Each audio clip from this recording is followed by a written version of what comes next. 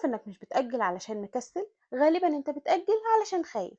أنا علا عصام، ودي سلسلة فيديوهات قررت أورط فيها نفسي في 3 جوانب: نفسية وجسدية وعقلية، علشان أطلع أحسن نسخة منها خلال 90 يوم.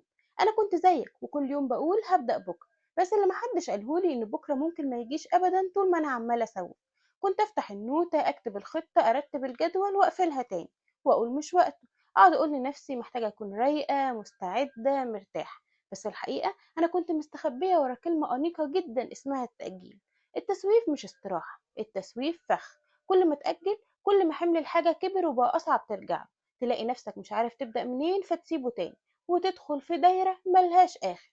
أنا فهمت ده متأخر، بس قررت أبدأ حتى لو مش مستعد، حتى لو النص مش كامل والفكرة مش ناضجة وأنا مش في أحسن حالاتي، بس على الأقل بدأت. كل خطوة صغيرة بتكسر سطوة التسويف، وكل مرة بتقول هبدأ دلوقتي أنت بتفوز على النسخة اللي كانت بتحب تأجل.